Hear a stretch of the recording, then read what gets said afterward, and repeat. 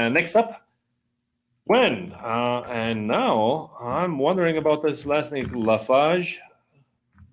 Lafage. Gwen, please educate me. Join me on the stage. She's VP Marketing at Sinch. Hello. Hi. Sorry about that. Can you hear me? I can hear you great, Gwen. Thank you for being here. Hi, Pep. Yeah, thanks for having me. And it's Lafage. So, Lafage. yes, I'm originally from France. Okay. There you go. Very good. Very good. Good to have you. Well, how was 2023 last year for Sinch? Interesting year for Sinch. So just maybe to put things a little bit in context, Sinch is a customer communications cloud. We connect companies with their audiences through all the different channels. So it can be email, messaging, voice. We grew really fast through also organic growth and a lot of acquisitions. And last year was a big year of change when we had to do a lot of consolidation.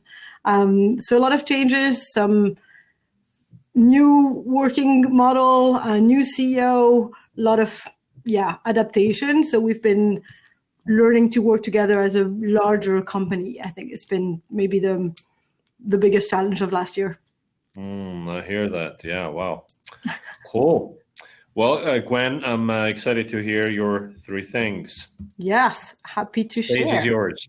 Thank you. Okay, so maybe just as a quick clarification, I am VP of brand mostly at Sinch. I'm not talking on behalf of the whole marketing team, but mostly from my perspective on the bets that we're making in my team, or at least in my role. So we cover brand consolidation, so leadership, comms, events, creative. So I think that's kind of the framework I will use here. As I mentioned, Sinch is a rather large company. We have a large portfolio of product, from connectivities to APIs to applications. So we also not just a SaaS company or just like a product-led company. We have all of those go-to-market motion, a large variety of audiences, from enterprise to SMBs, from developers to IT, to marketing buyers in finance and retail. So very complex environment to really do marketing in, right? Like I wish sometimes that we had an all-in-one platform targeting sales and marketing. My life would be a lot easier. But I think that context is really useful to place where our bets are on. So the first bet is, for me, is integrated campaigns. So you can call them brand gen campaigns, or I've seen performance branding is the term that I think is used by the LinkedIn B2B Marketing Institute. And I think this is something that I really care about. I think for me, brand and demand are two pieces of a coin, right? Like they need to really work hand in hand. They need to fuel each other. And I don't think you can really detach them, right? Like they really need to act together to be impactful. I see a lot of marketing being random, what I call random active marketings, right? Like one-offs. And I think there is definitely power in building bold B2B campaigns that are integrated, that grow across the funnel, that bring the team together, so that you do demand, you do brand, you go from digital to like the help of your product marketing is how you work together to build those messages that resonate and those campaigns or program that kind of last several months, right? That you can build upon.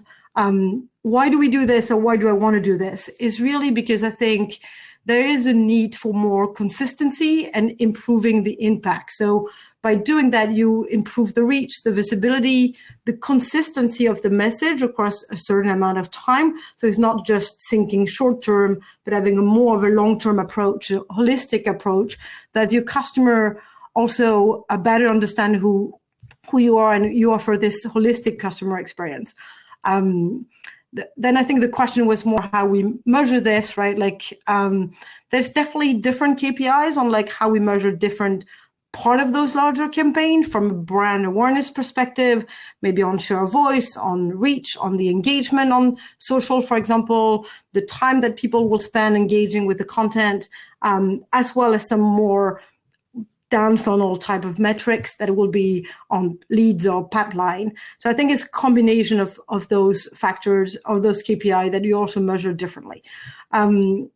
What we try to achieve is definitely consolidation of ways of working internally, as well as driving a much bigger impact and driving both brand and demand. That's the first bet. The second one, and please stop me if I go too much, if I talk too much. The second bet is on multimedia content. And so I think here we can call it like own media or content series. I think the importance of like video and also using a lot different type of content to educate and entertain and go way beyond just like SEO driven type of blog content, I think is really important, and what the customers or the audience are really thriving or really looking for, right? Like we have a couple of podcasts in the company, one called Shoestring that is developed by one of our product, one of the team focus on a product called Simple Texting, which is focusing on SMBs. And this is a way to really produce content. We have a virtual event called Email Camp, again, focus on the customers, right? So I think because we have all those different audiences, we try to build those multimedia content for specific audiences.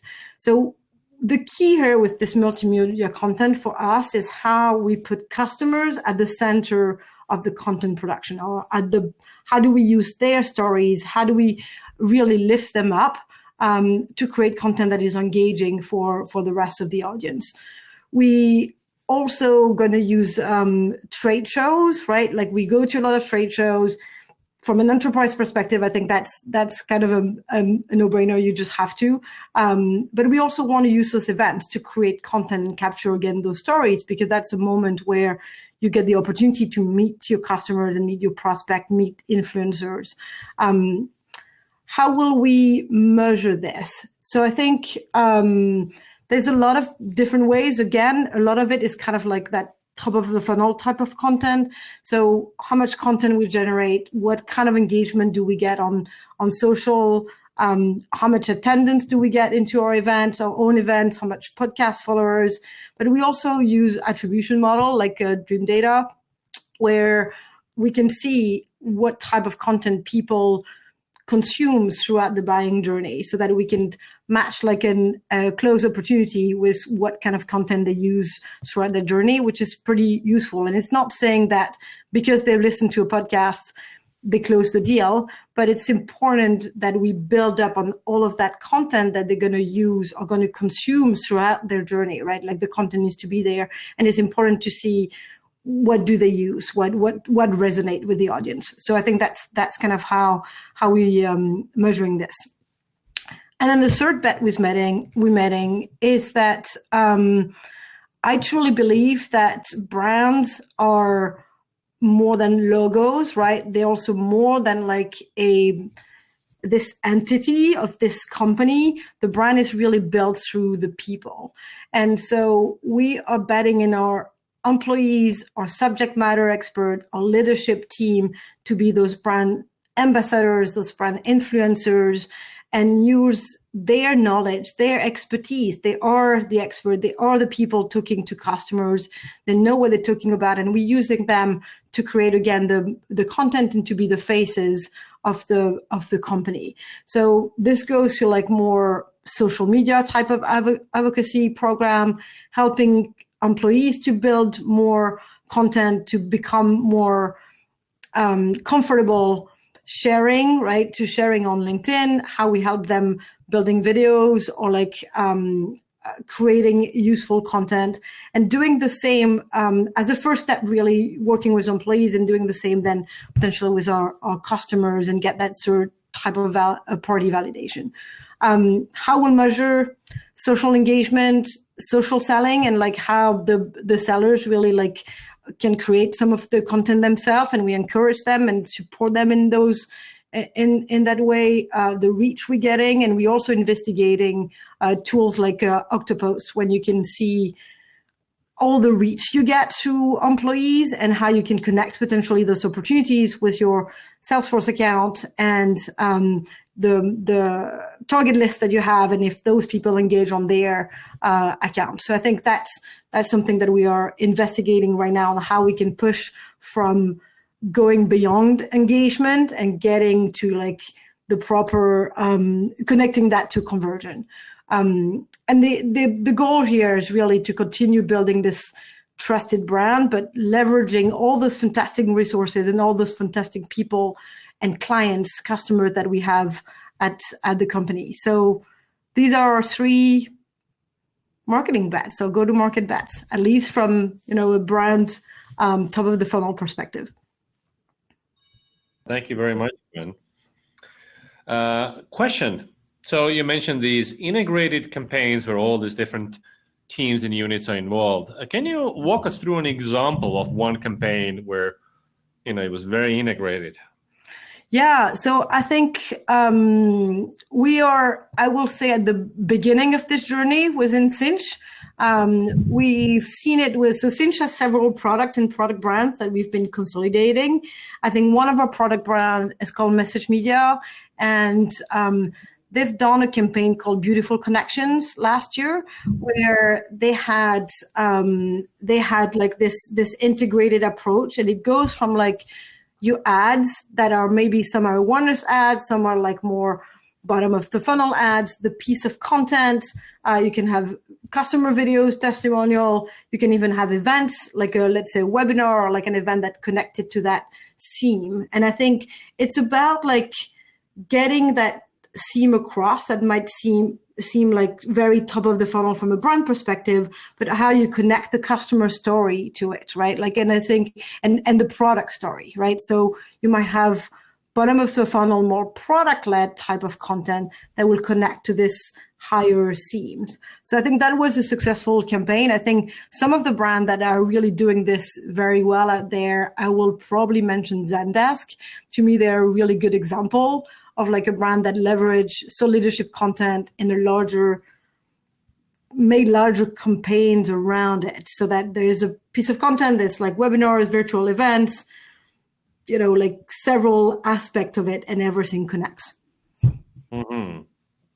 Rekka is asking here, how do you get employees, subject matter experts, and leadership team to be active on social media when it doesn't come naturally to them? Yeah, it's a tough one, right? I think it's like we all wish, right, in marketing that they will be super active. So I think what I've learned, we've done a lot of tests last year, and I think what I've learned is that you cannot force. You cannot force, and if you're trying to make it happen with people that don't see the value for themselves or don't really want to do it, right, like it's not going to work, because it's not just about posting. It's about engaging with people that post on your comments, right? It's about being there with them, answering the question. It's about going on other people's profile and posting there. So I think what I'm seeing is that you need to start by trying to identify within the companies who are the people that are willing to make that effort. It starts with probably a training on why they should be doing it. And the way I see it, right, is that making them see that it's not just for the company. And if it's salesperson, it's showing that they can close more deals, right? That's kind of the motivation there. If it's someone in marketing or like a founder or like a CEO, it's showing that they are the face of the company and it will help the company, right? It will help their brand. So I think if it's someone like in marketing, well, it might help them find the next job. Like it's just like trying to find what motivate them and why will they post? What's in it for them, right? I think it's an individual choice.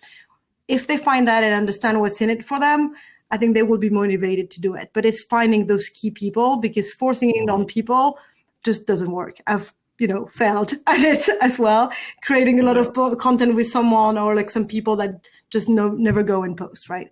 So it's a journey, and I will say it takes a lot of time, and it's not for everyone. It's also acknowledging that some people will never do it, and that's okay. Not everyone needs to become an influencer.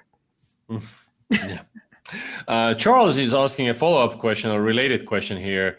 What are some tips on gaining leadership support on community efforts in go-to-market initiatives? So I think again, if it's that understanding, like if the mindset is not there, or like understanding that the customer needs at the center, it's tricky, but hopefully it's there for a lot of companies. Then what's difficult is how you get it into the execution, right? Like I think customer at the center is this buzzword that I'm sure every company want to think they are. But I think it's going from that being a buzzword to what is the execution and community, and getting into that aspect of getting close to where people are and going where they hang out. And so it's like an essential part. So it's showing them that it works. So I think a lot of things for executive are to showing them that it works. It's running some tests, running some experiments, and coming up with some results. Hey, we've done this small test, small scale, maybe not with an exact at first, but with your CMO if he's behind it, or even your VP of marketing, or like some people in the company, and then showing, hey, look, we're getting some results. Can we scale this? Can you go behind this because you're the face? If they are that right type of personality, right? But if they're not, they can at least like provide potentially some budget or some, space for the team to become that. So I think you first need to kind of check the box on like the basics, right? In marketing, show that you have the pipeline, show that you have your demand gen running, show that like you can demonstrate those things are working before you maybe approach like larger thing, especially from a brand perspective. But I think there's power in running small experiment and saying, look, we have this. If we grow it, can you imagine the power it can have? Yep. Gwen, thank you so much. Thank you for having me. See you on the internet. Thank you. Yes, reached on LinkedIn. Yeah.